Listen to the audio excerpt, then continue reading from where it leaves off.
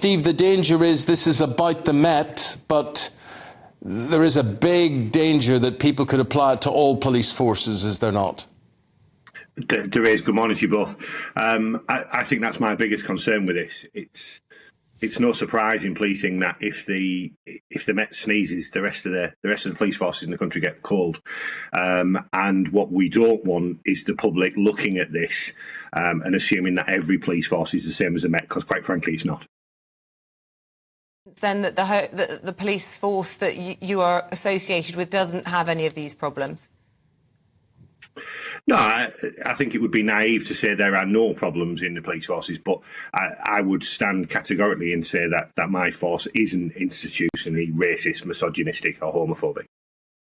Well, Steve, what are the lessons to be learned? What can you apply to make sure people see it that way? I think what we've got to do is what my force has done, and Dame Casey was right. On the back of the Sarah Everard, I think most of us took a long, hard look at what we were doing and what our forces were doing. And as Police and Crime Commissioner, we have the opportunity to scrutinise that, to demand of our police forces a standard that they need to live up to. And that's what most of us are doing. I think the problem you have in the Met is the mayoral system for scrutinising police forces just really doesn't work. People like Sadiq Khan and Andy Burnham are elected on what they can do for their cities and their regions, and quite frankly, policing becomes further down their list of priorities.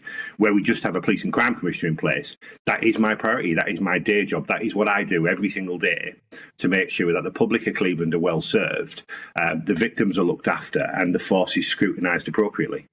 So let me ask you, Steve, what are you being asked to do, or are you being asked to do anything that you think that the police shouldn't be asked to do?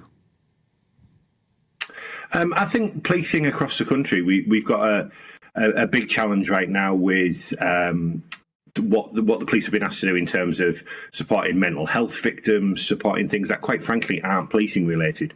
In the Met, I think the problem is bigger than that. The Met has national responsibility for things like close protection, for counter-terrorism, and I personally think, rather than talking about disbanding the Met or breaking it up, and I think there are arguments for parts of it to go into surrounding forces, I think the first thing we need to do is allow it to get back on with focusing on policing, and that means taking some of those national responsibilities away from them and giving them an agency like the NCA.